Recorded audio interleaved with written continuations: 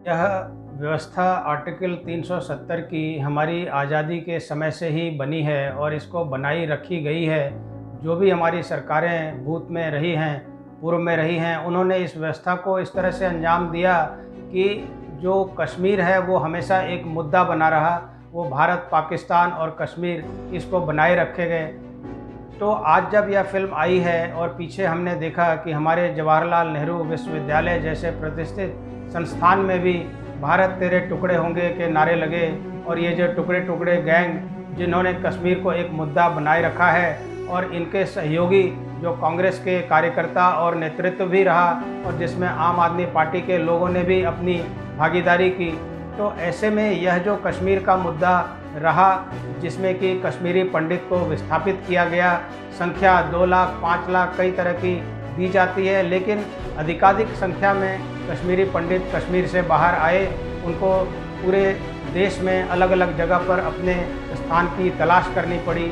और जब यह भारतीय जनता पार्टी की आज की सरकार आई है तो इसने 370 संख्या वाले अनुच्छेद को हमारे संविधान से हटाने की व्यवस्था की, जो कि पूर्व में सोचा भी नहीं जा सकता था, जिसकी कल्पना भी नहीं की जा सकती थी। तो ऐसे में यह जो सांस्कृतिक राष्ट्रवाद का आज विषय इतना महत्वपूर्ण हो चला है, जिसमें कि हम यह कहते हैं कि भाई पूरा देश जो है यह विकास की राजनीति होनी चाहिए, इसमें जाति और संप्रदाय की राजनीति नहीं होनी चाहिए।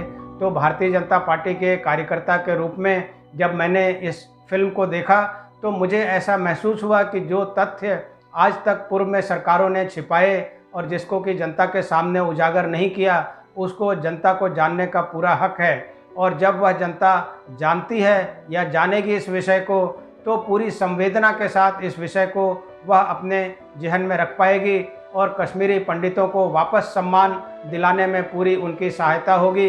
कश्मीरी पंडित वापस कश्मीर जाएंगे, अपनी जगह पर रह पाएंगे, जिस जगह पर उनका जुड़ाव रहा है, जिस कश्मीर को वो अपनी माँ मानते रहे हैं, उस जगह पर उनकी वापस उनका जाना हो पाएगा। यह बहुत ही खुशी की बात होगी समस्त भारतीय जनता पार्टी के कार्यकर्ताओं के लिए। इसके साथ ही मैं एक विषय और भी जोड़ना चाहता हूँ कि कश्मीर और मुस्लिम संप्रदाय के लोग, ये इनका रिश्ता बहुत पुराना नहीं है, ऐसा इस फिल्म में दिखाया गया है। कश्मीर हमारे कश्यप मुनि हुए, उनके नाम से कश्मीर बना, और कश्मीर जो है वह क्रेडल ऑफ सिविलाइजेशन कहा जाता है कि हमारे भाई बंधुओं ने ऐसा कहा कि यह सभ्यताओं का एक जो है शीर्ष का स्थान रखता है। जो नॉलेज इकोनॉमी या नॉलेज पॉलिटिक्स की बात की जाती है कि जिस संप्रदाय में जिन लोगों के बीच में ज्ञान होगा, वो अपने ज्ञान से समस्त विश्व को एक तरह से कंट्रोल कर पाएंगे, उनको आधिपत्य में रख पाएंगे। तो कश्मीर उस नॉलेज की व्यवस्था थी, उस क्रेडल ऑफ सिविलाइजेशन को हमने किस तरह से प्रताड़ित करके उसको धीरे धीरे मुस्लिम संप्रदाय के लोगों का स्थान बना दिया और कश्मीरी पंडित को वहाँ से विस्थापित किया गया। यह पूरी राजनीतिक व्यवस्था थी, और इसमें कहीं पे भी हमारा समाज जो है वो दोषी नहीं था।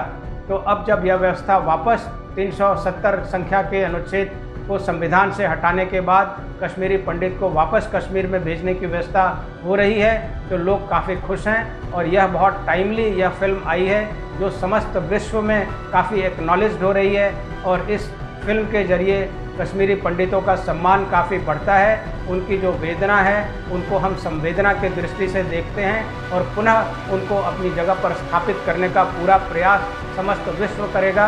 और भारतीय जनता पार्टी का जो हर एक कार्यकर्ता है वह इसमें पूरी तरह से संलग्न होगा। इस शुभेच्छा के साथ अपनी पूरी शुभकामनाएं कश्मीरी भाइयों के साथ रखते हुए मैं डॉक्टर राजेश गणेश पार्थसारथी, कालकाजी क्षेत्र